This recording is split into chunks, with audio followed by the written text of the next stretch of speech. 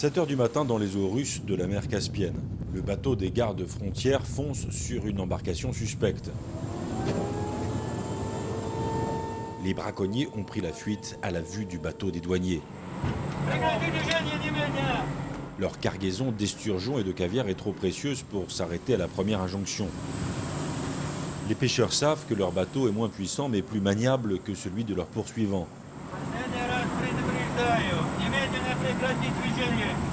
Ils savent aussi que les douaniers n'ouvriront pas le feu, alors ils ne s'arrêtent pas et filent vers le rivage, où déjà le bateau des gardes frontières ne peut plus les suivre. Les eaux sont trop peu profondes.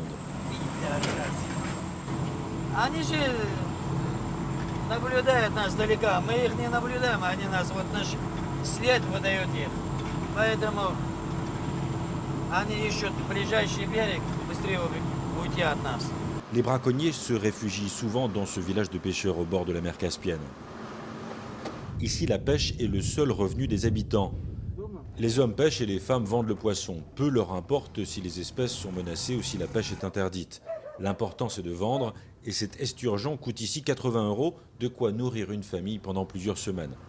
Le caviar est caché loin des regards indiscrets dans les arrière-cours des maisons. Cette petite boîte de 250 grammes coûte 100 €. C'est 2 fois plus cher qu'il y a un an, mais maintenant les poissons disparaissent.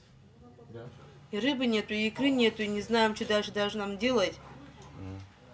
И вообще, ну, как сказать, очень трудно стало жить. Что еще говорить?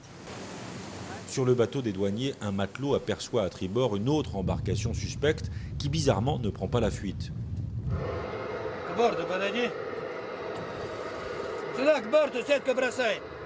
Dans le ventre du bateau, un esturgeon sort à peine de l'eau et bouge encore. Le poisson fait moins d'1 mètre, il n'a pas atteint sa maturité et pourtant les pêcheurs ne sont pas inquiets. Ils ont une autorisation spéciale.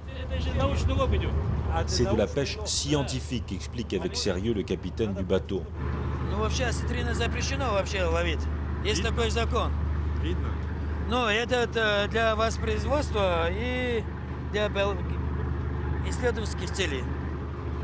Les pêcheurs s'éloignent, relever leurs filets avec en poche leur autorisation dûment tamponnée par le ministère russe de la pêche.